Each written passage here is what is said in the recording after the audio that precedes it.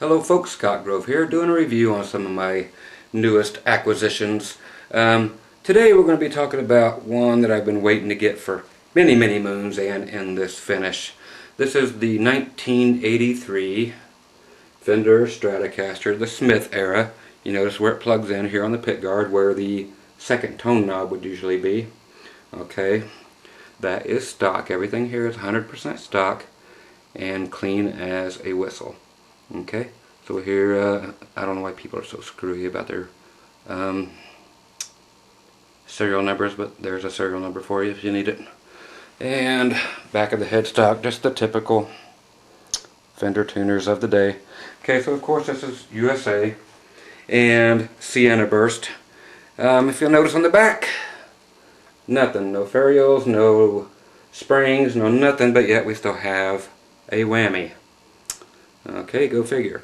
I haven't even taken it apart to investigate what's going on under there with this whammy.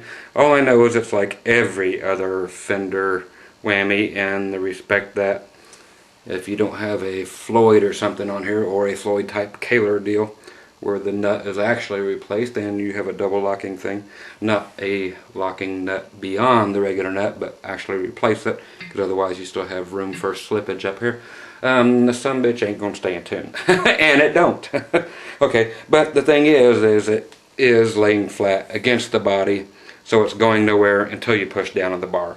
Okay, so that's the cool thing. Let's get this away from my ugly face today. Again, this is called Sienna Burst. Just 100% clean. Again, 1983, and it plugs in right there, which is a dumb place for it to plug in. It's just the 1 year they made it, and that's where it plugged in. If you'll notice here on the knobs, yep, the ink is green.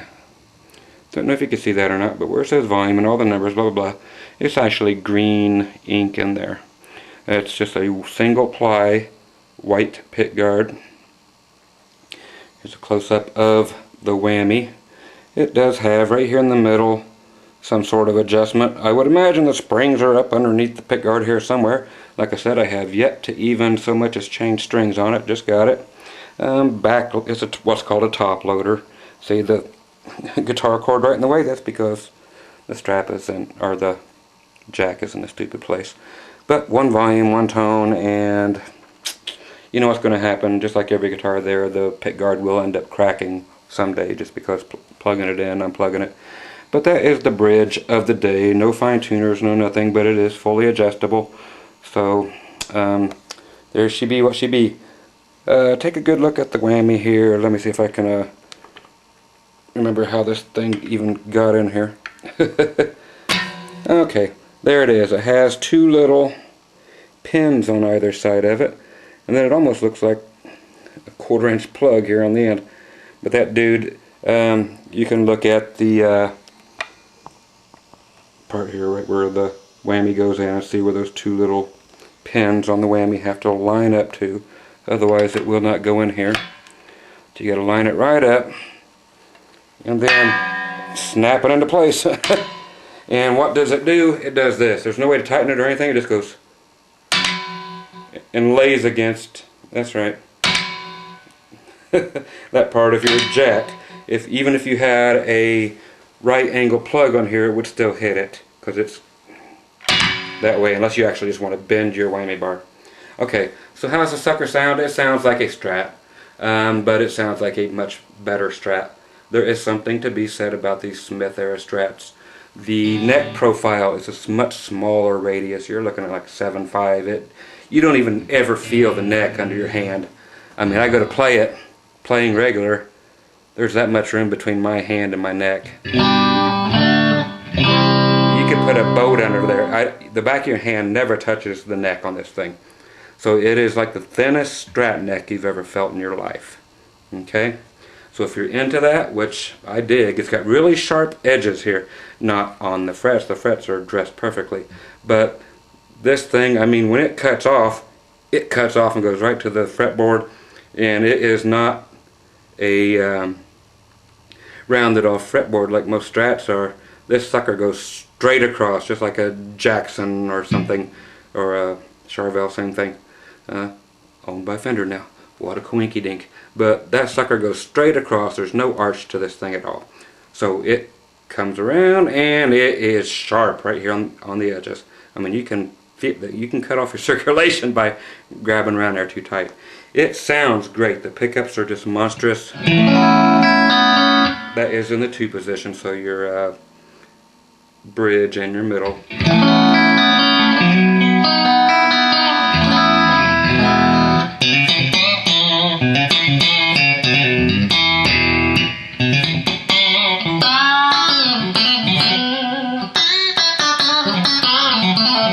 How much more quack could you want? You could get more quack by going to the 4 position.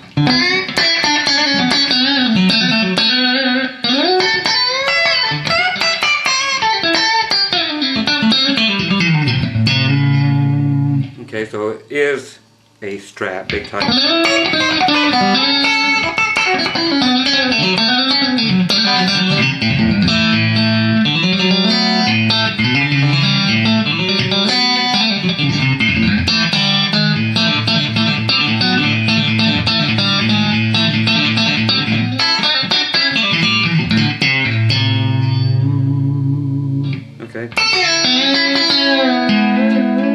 Okay, so it is a Strat, big time, but it's chimier somehow for whatever reason. The pickups are just really great pickups if that's what you're looking for. If you want the country twangiest dang thing you ever had, this would be the guy. It sounds as Stratty as a Strat should be. Let's go to I'm going to leave it in the, let's check them all out clean. Here's the bridge. I'll put in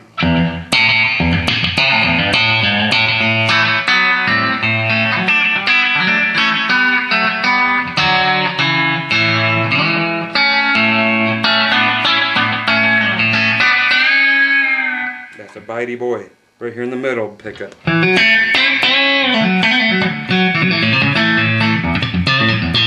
Never could understand why they have a middle position selector for this. I would just assume it'd be like a telly, like the Strato telly switching on some of the other guitars, where you could have, you know, like the bridge and the neck on at the same time. I've just never found any use ever. I've never once played more than half a second except for a demo on just the middle pickup by itself. It just sounds like garbage to me. And your neck position.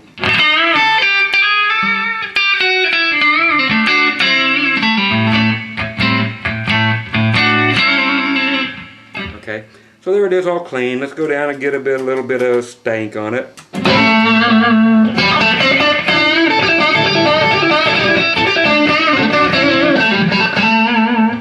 that's where she gets great, man. Right there on the old neck pickup. Okay.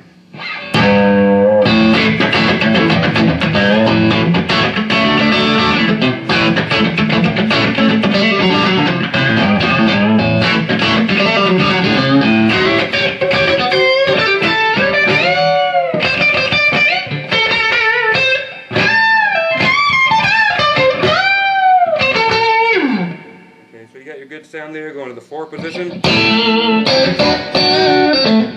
Glassy, middle position. Assy. Again, worthless as tits on a boar hog.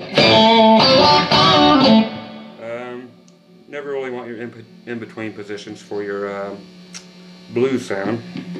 And the bridge.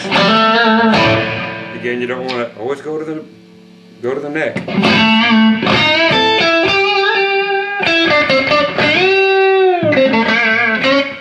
And there you get your good blues tones. Let's go back up to the clean, or the, there's your clean. Here's just a cool sound.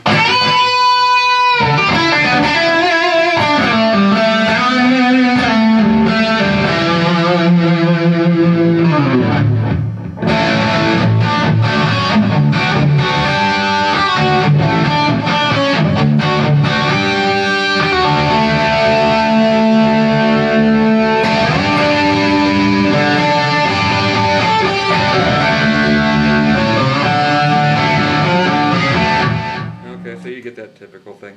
Go to the neck.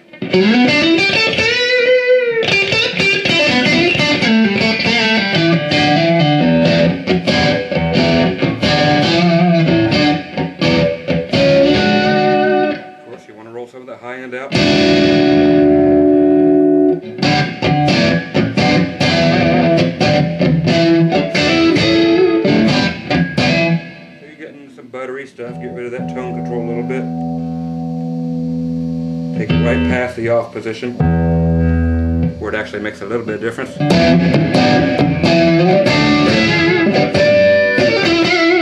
And you're in cream heaven. Make you cream, listen to that.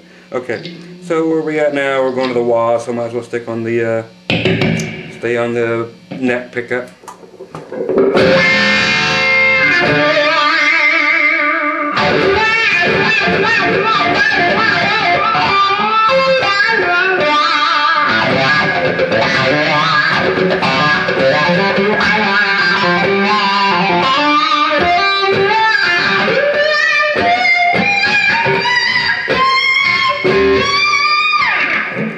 And back to basic distortion, I'll go to the 2 position for whatever reason.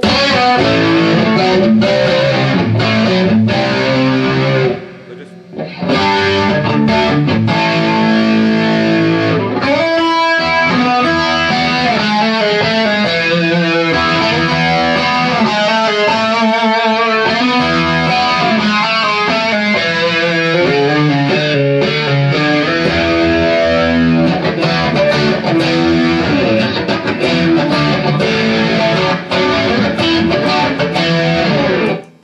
so it is just a Strat, but it sounds so much better than most of the ones that have been put out in the last 20-some years. Why? Don't know. They say there must have been some magic in that old silk hat that Smith had, and everybody's after these Smith era ones, so I decided to go ahead and grab a Smith era Strat, and glad I did. This one's going out on the road with me. I really like it. I like the fact that it don't have that big chunky neck, and it's nice and thin, and I grew up in the whole early 80s thing, so the flat necks were the thing, and it's got it, and I won't use the whammy ever because it's just, you know, like I said, worthless. Check it out.